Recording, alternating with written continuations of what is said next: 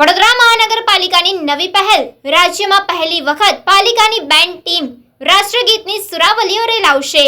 7 નવેમ્બરે રાજ્યભરની સરકારી કચેરીઓમાં ગુંજશે રાષ્ટ્રગીત વંદે માતરમના સૂર। વંદે માતરમના 150મા વર્ષના ઉપક્રમે વિશાળ સ્તરે ઉજવણી કરવામાં આવશે। વડોદરા મહાનગરપાલિકા દ્વારા પણ વંદે માતરમ @150 કાર્યક્રમોનું આયોજન કરવામાં આવ્યું છે। પાલિકાના બેન્ડના કલાકારો દ્વારા આજે વંદે માતરમની ધૂન વગાડવાની પ્રેક્ટિસ કરવામાં આવી। વંદે માતરમ ગીતની સંપૂર્ણ કડીઓને આવરી લઈને આ બેન્ડ ધૂન બનાવવામાં આવી છે।